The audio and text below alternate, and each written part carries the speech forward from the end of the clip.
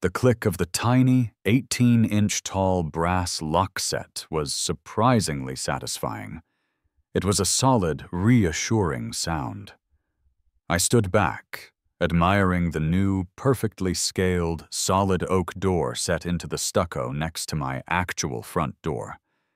It had a tiny, gleaming knocker, a miniature peephole I'd have to get on my knees to use, and a mail slot that might, at best, accommodate a business card. My dog, Buster, a 70-pound golden retriever, let out a confused woof, tilting his head so far his ears were almost parallel to the ground. He sniffed the tiny brass kick plate, then looked back at me with an expression of profound betrayal. "Don't look at me like that," I told him, jiggling the set of comically small, custom-made keys Gus the contractor had given me. According to the Homeowners Association, we now officially live in a 2,500-square-foot storage shed. Welcome home. It had all started, as most suburban tragedies do, 2 weeks earlier with a clipboard and a complete lack of self-awareness. Her name was Brenda. I had just closed on the house a month prior. It was my slice of the American dream in a quiet, beige-colored subdivision where the lawns were all cut to a regulation 2 inches. I bought this specific house for one reason, and one reason only: the 12 by 16-foot detached shed in the backyard. It was beautiful. Solid wood, its own electrical sub-panel, a workbench, and pegboards already installed. It was my sanctuary, my workshop, my escape pod from the world of quarterly reports and Zoom meetings. I was in there, labeling a drawer for metric sockets, when a shadow fell across the doorway. "Mr. I turned. A woman in a visor and a pastel yellow HOA-branded polo shirt was standing there, holding a clipboard like it was a scepter of petty tyranny. "Mark," I said, wiping sawdust on my jeans. "Mr. Mark." She corrected me, as if Mark alone was far too familiar. "I'm Brenda, the association president. That's a lovely structure you have there." The way she said structure made it sound like I was hiding a meth lab. "Thanks," I said. "It's why I bought the place. I'm just getting it organized." "That's just it," she said, tapping her clipboard with a pen. "We've had some concerns from other residents about the precedent of such large outbuildings. They can look cluttered." "Cluttered? It's tucked behind my garage. You can't even see it from the street." Brenda gave me a smile that didn't involve her eyes. "The board just passed a new addendum. Last week, actually. It was in the newsletter you should have received." "I just moved in." "Well," she sighed, "ignorance really isn't an excuse. Effective immediately, all detached outbuildings, including but not limited to sheds, workshops, and temporary structures, are deemed unsightly and are no longer permitted." My blood went cold. "No longer permitted? What does that mean?" "It means," she said, ticking a box on her form, "you have 14 days to remove it from your property. After that, a fine of $100 per day will be assessed. Have a wonderful compliant day, Mr. Mark." She turned and walked away, her sneakers silent on my perfect 2-inch-high grass. I stood there, dumbfounded. My sanctuary, my workshop, unsightly. That night, the official letter arrived in my mailbox. Beige envelope, beige paper.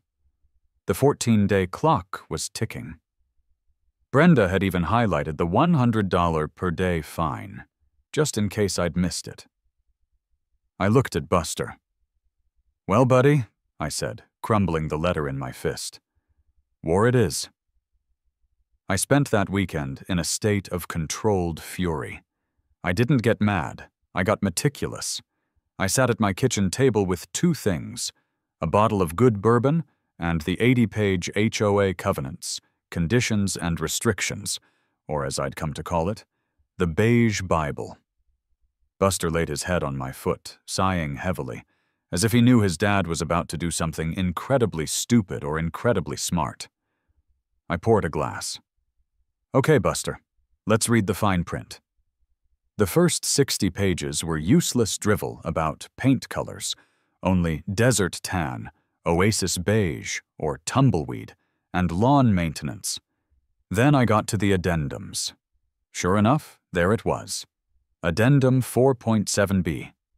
All detached outbuildings, including but not limited to sheds, are deemed unsightly and must be removed. It was ironclad. There was no grandfather clause, no appeal process, just a blank space to sign your surrender. I slumped in my chair, defeated. I poured another bourbon. The words just swam in front of me. Detached outbuilding. Unsightly. Removed.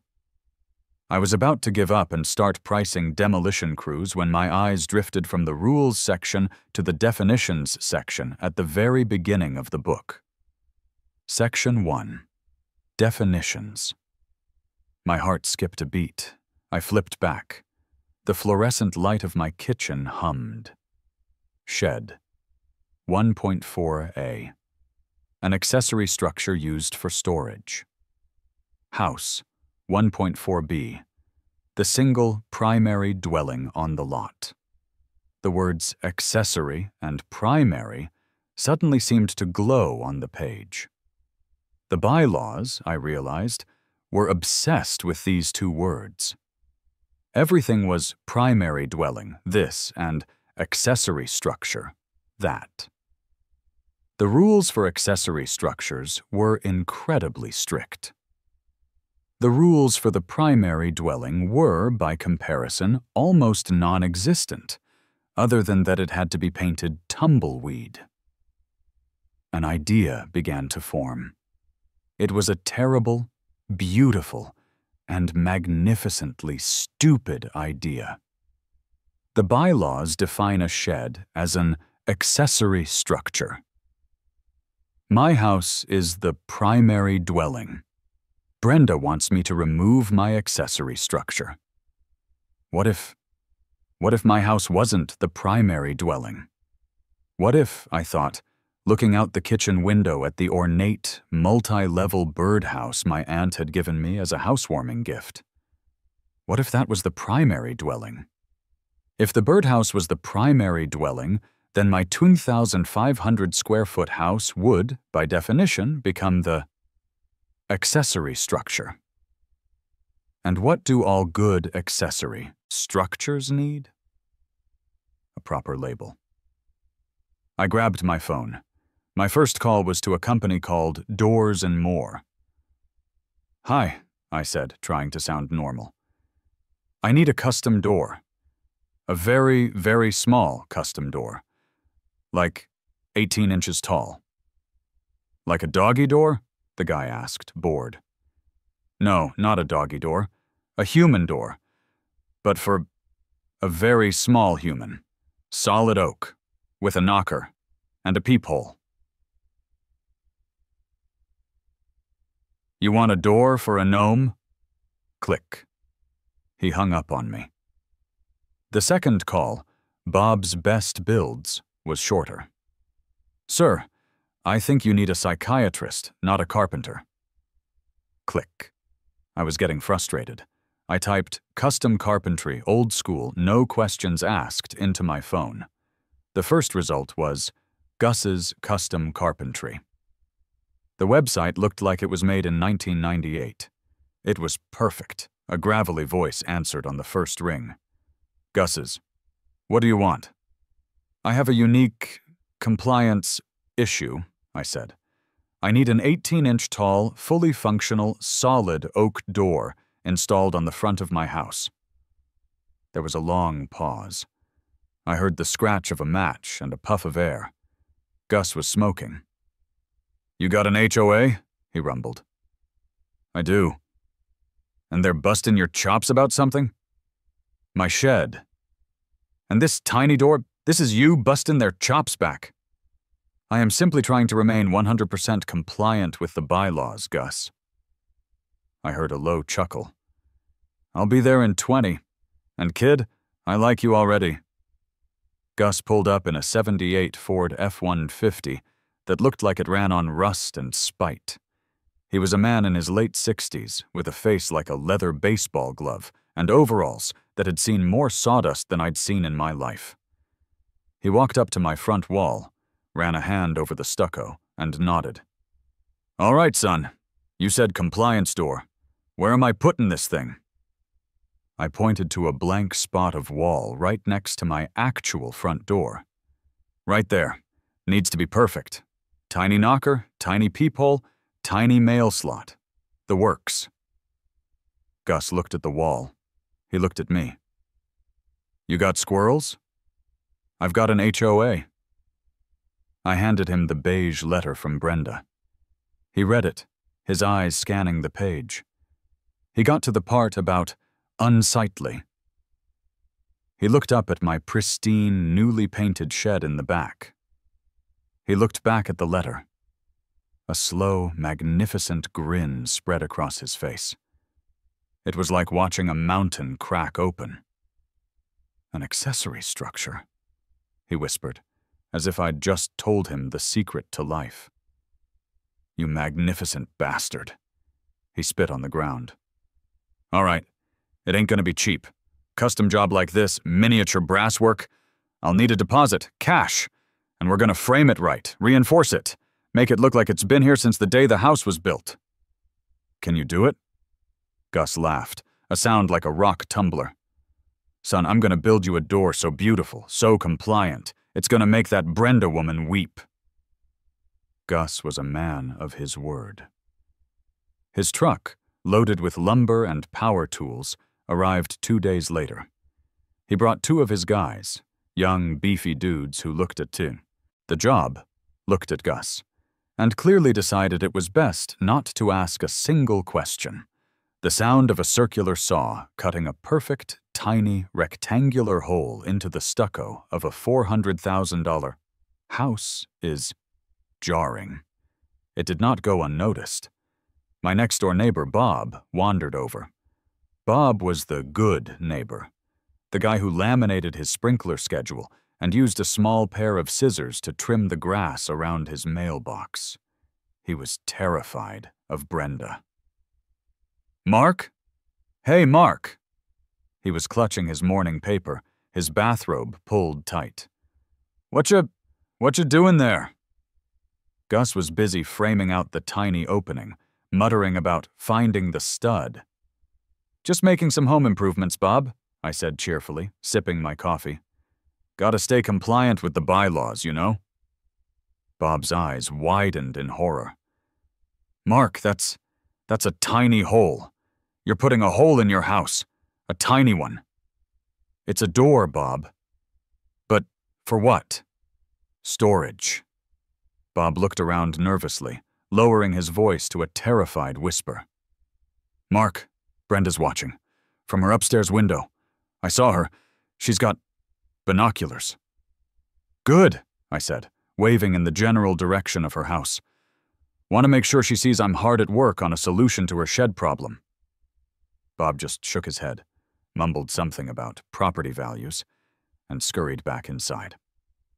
While Gus and his team were meticulously crafting the world's most over-engineered tiny door, I had my own work to do. This plan had to be airtight. First, I went to my backyard and began to meticulously disassemble my 12-by-16 shed. This was the most painful part. I unscrewed every plank, every 2x4. I rolled up the electrical wire. I stacked the lumber neatly in my garage. This was critical. When Brenda came by, the detached outbuilding had to be gone. Next, I went to the front of my house. I got a shovel. I dug up the 4x4 post that held my official 123 Maple Drive mailbox. I filled the hole, tamped it down, and threw some grass seed on it. My mailbox was now officially gone. Then, I went to the garage and got the ornate 3-story birdhouse my aunt had given me. It was practically a bird condo. I bought a new 4x4 post. I went to the very front of my property, right by the sidewalk, exactly where the city code said a mailbox should be. I dug a new hole, set the post in 2 bags of concrete, and mounted the birdhouse on top. For the final touch, I went to the hardware store and bought a set of 5-inch brass reflective house numbers. 1, 2, 3. I screwed them level and perfect onto the front of the birdhouse. As far as the city, the mail carrier, and God were concerned, 123 Maple Drive was now a birdhouse. I was just finishing up when Gus called me over. "She's in." It was a masterpiece, a work of art. The solid oak door was stained a deep cherry. The tiny brass knocker actually knocked. The peephole was a real, wide-angle lens. Gus had even built a tiny, detailed threshold. He handed me the set of 3 tiny, custom-cut keys.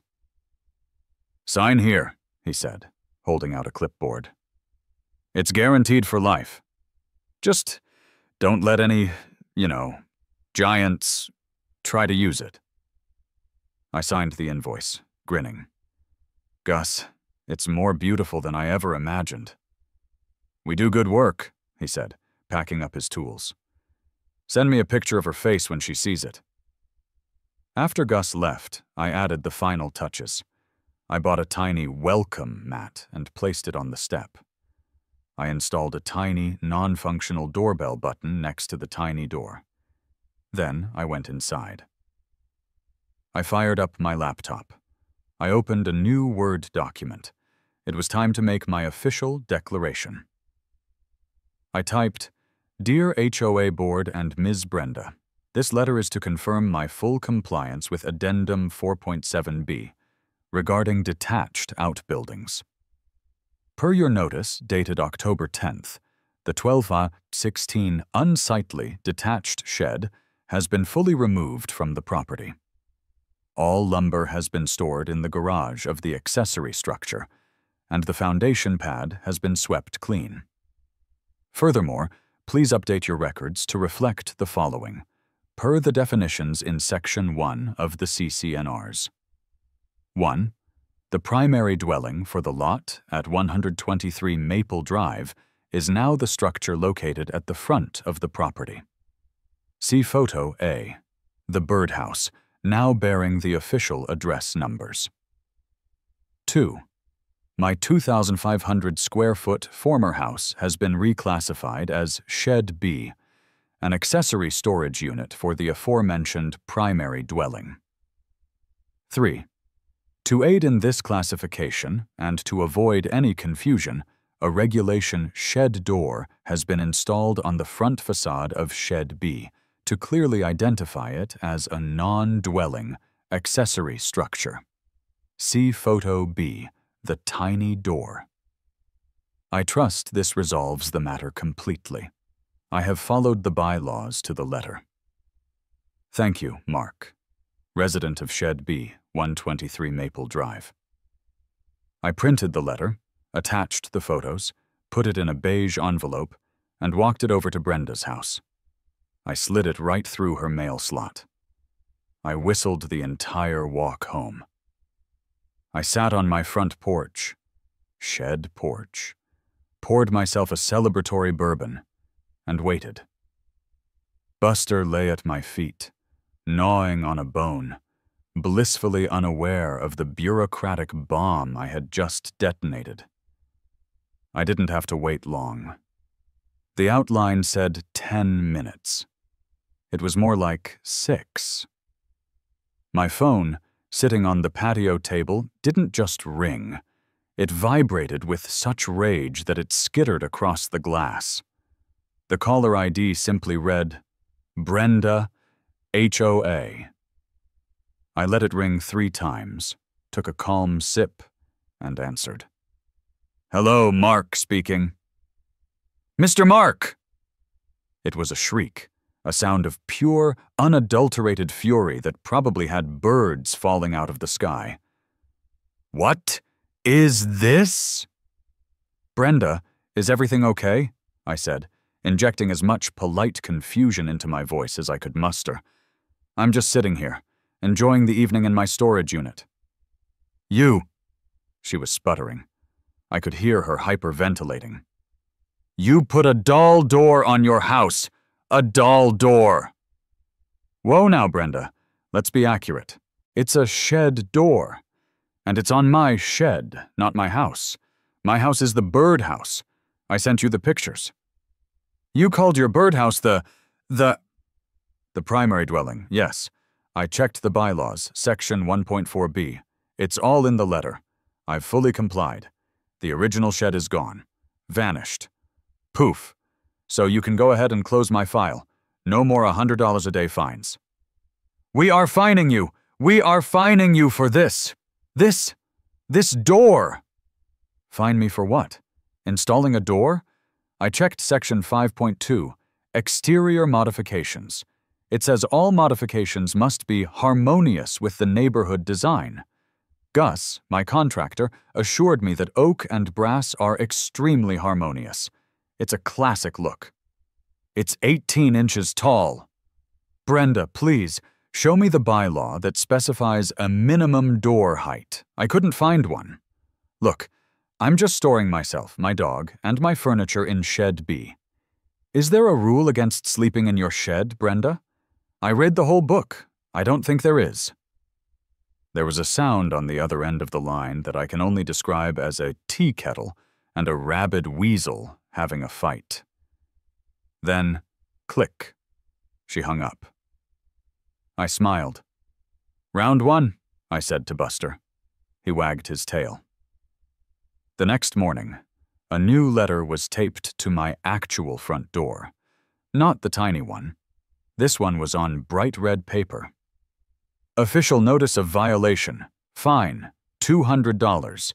Violation. Unapproved exterior modification.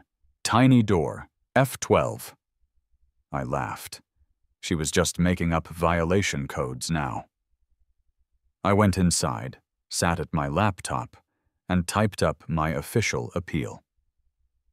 "Dear HOA Board, I am writing to appeal fine 12. The door in question is not a modification to the primary dwelling. It is a label. It identifies the structure as Shed B, as required by the vague nature of the CCNRs to differentiate it from the actual primary dwelling, the birdhouse. The door is, in fact, an act of proactive compliance to prevent any future confusion. Please rescind this fine immediately. Thank you, Mark." I emailed it to the official HOA address. 2 days later, another letter. This one was on neon pink paper. Brenda was apparently running out of intimidating colors. "Final notice. Fine. $500. Violation. Improperly identified primary dwelling. Structure at 123 Maple Drive, Birdhouse, lacks." There was a long, awkward blank space here, as if she'd had to think about it. "Human habitation." Oh, she'd stepped in it now. I typed my second appeal. "Dear HOA Board, I am writing to appeal this new $500 fine. Please cite the specific bylaw with section and subsection that requires a primary dwelling to be for human habitation. I have reviewed the definitions, and no such requirement exists. Furthermore, a family of sparrows has begun constructing a nest in the primary dwelling. Are you discriminating against aves? Denying their right to be a primary dweller? This sounds like a potential legal issue. I'm not a lawyer, but I've heard of the Migratory Bird Treaty Act. It sounds very serious. Please rescind this fine. Also, I am still awaiting your response regarding the rescission of fine F12 for the shed door. Your prompt attention is appreciated." The neighborhood, meanwhile, was reacting. My little act of malicious compliance had become the talk of the Tumbleweed subdivision. I was outside, watering my shed's lawn, when my neighbor Sarah from across the street walked by with her golden retriever, which was dutifully trying to play with Buster. Sarah was cool. She had, in defiance of all rules, a single pink flamingo in her flower bed. She stopped and just looked at the tiny door. A huge smile spread across her face. "Love the new door, Mark," she said, just loud enough for the wind to carry. "Thanks, Sarah," I called back. "It's a shed, actually." She winked, a full conspiratorial wink. "Of course it is. Just so you know, Brenda's about to have an aneurysm. The neighborhood text chain is on fire. Bob from next door thinks you've opened a portal to hell." "You're a legend, Mark." "Just trying to be a good neighbor," I said, tipping an imaginary hat. "And hey, nice flamingo." "Thanks," she grinned. "Brenda says it's tacky. I told her it was my emotional support bird." I had an ally. The war wasn't over, but I was definitely winning. Brenda's paper-based assault stopped. For 48 hours, there was nothing. No beige letters, no pink fines, no angry emails. It was a cold war. The silence was frankly more terrifying than the shouting. Then, on Wednesday afternoon, she played her trump card.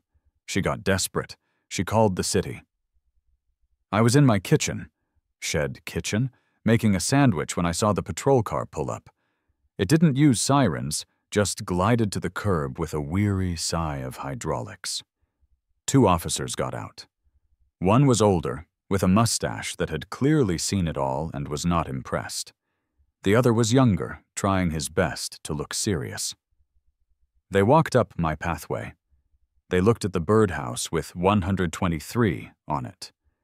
They looked at the tiny 18-inch door. They looked at the actual door. The older one, whose name tag read Miller, knocked on the actual door. I opened it, projecting pure, unadulterated, who, me energy. "Officers? Is there a problem?" Miller sighed, a deep, world-weary sound that came from his very soul. "Sir, are you the resident here?" "I am. Mark. I'm storing my things here." "Right."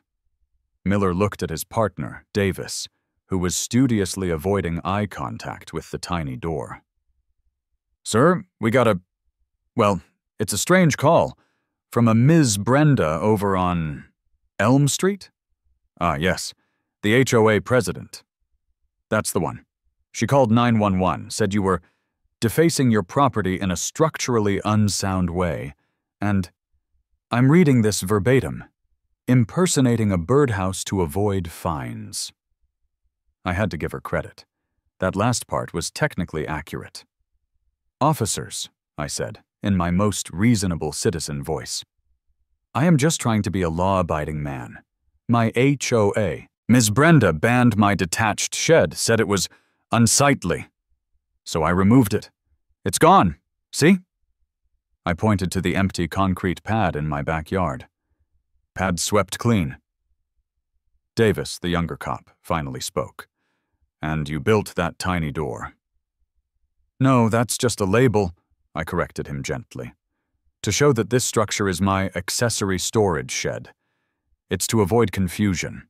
My primary dwelling is right there." I pointed to the birdhouse. The 123 glinted in the afternoon sun. "The mail carrier finds it just fine," I added. The cops looked at the birdhouse. They looked at the tiny door. They looked at each other. Officer Davis, unable to contain himself, turned his back to me. His shoulders started shaking violently. He was trying to disguise his laughter as a cough. Officer Miller just rubbed the bridge of his nose, his eyes closed. "Sir, is that tiny door load-bearing?" "Heavens no," I said. "Gus, my contractor, framed it perfectly. It's just a decorative identifying feature, purely for compliance."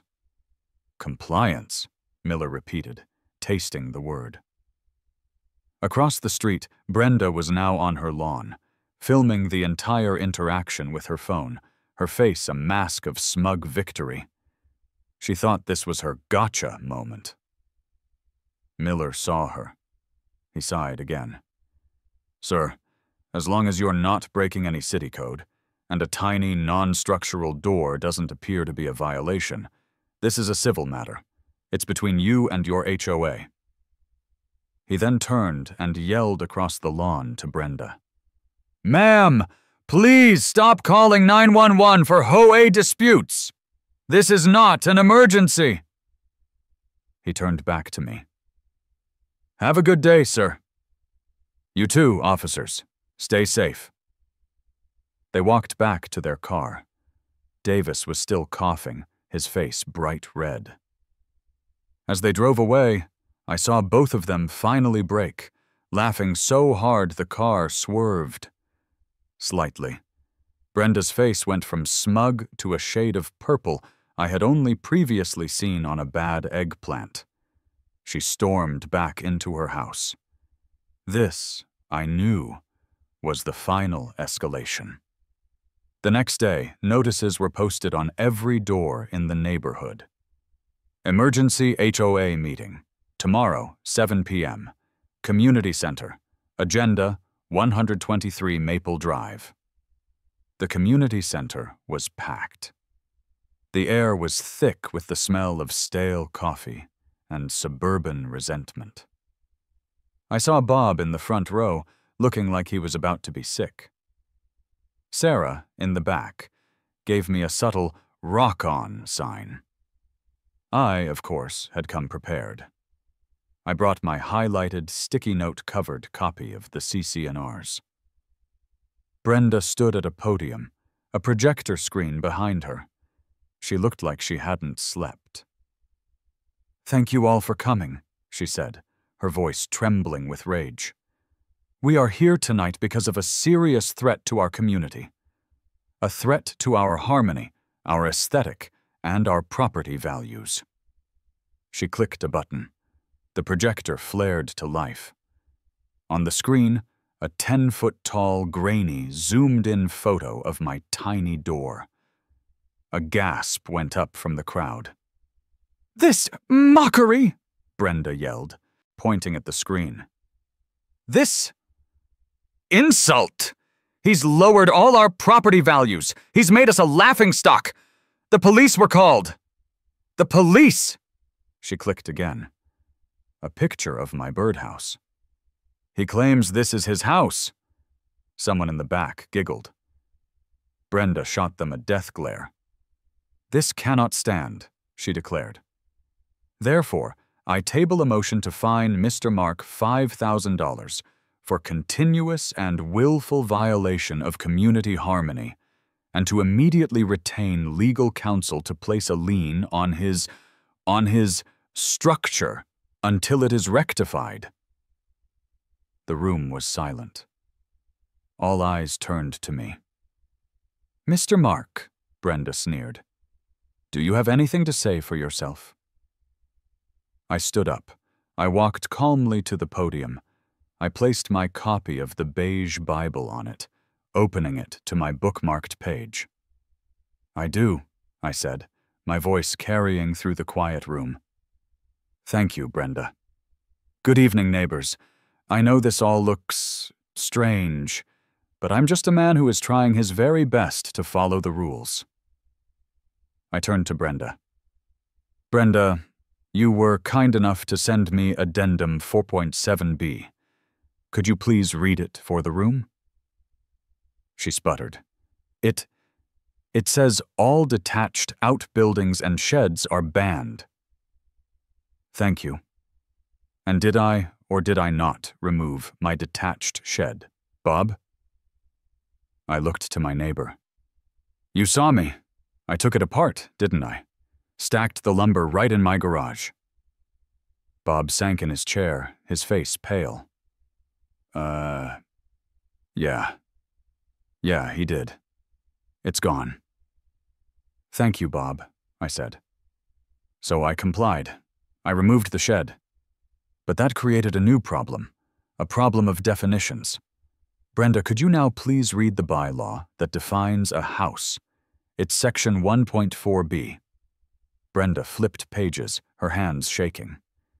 It says, the single primary dwelling on the lot. Exactly, I said. The primary dwelling. Does it say that primary dwelling can't be a birdhouse? Does it specify a minimum size? A species of occupant? Does it say it must be for humans? That's absurd, Brenda shouted. It's implied. The law doesn't work on implications, Brenda, I said calmly. A contract is a contract, and these CC&Rs are a contract we all signed. Now please, for everyone here, find the bylaw that says I cannot live inside my accessory storage structure. Brenda was speechless. She was flipping through the book, but she knew, and I knew, that it wasn't there. You can't, I said, my voice echoing slightly, because it doesn't exist. I have followed every single poorly written rule you championed, and you passed. I removed my shed. I clearly identified my primary dwelling. I clearly labeled my accessory shed to avoid any confusion. You can't fine me for following the rules too well. This isn't a violation, it's just vague writing. I looked out at the crowd. Fix your bylaws. But you can't fine me, and you definitely can't sue me with our own money for my compliance. The room was dead silent. Then, from the back, Sarah stood up. He's right, she said. This is ridiculous. Brenda, you banned his shed. He got rid of it. This is on you. I vote nay on the motion. Me too, someone else called out. This is stupid, said another. I vote no. Brenda looked around, panicked. All in favor of the fine? She and one other woman, her crony from the gardening committee, raised their hands. All opposed? A forest of hands went up. Mine. Sarah's. Even after a long, terrified pause, Bob's. The motion failed. The room erupted, not in applause but in talking. The spell was broken. Brenda stood at the podium, defeated, her mouth open. I picked up my book. If that's all, I'll be returning to my storage unit. Have a good night, everyone. I walked home a hero. It was the strangest feeling. Sarah caught up to me and gave me a high five. That, she said, was legendary. Even Bob shuffled over. Mark, he said, that was really something. You really read the book. Just being a good neighbor, Bob. The next morning, a new email went out to the entire community distribution list. It was short and sweet. Due to personal health reasons, I, Brenda, am resigning as president of the HOA, effective immediately. Sarah was made interim president 2 days later. The very first item on the new agenda, which she posted on the community bulletin board, read, Special session to clarify definitions of primary dwelling, accessory structure, shed, and door. All residents encouraged to attend. The tiny door stayed. I refused to remove it.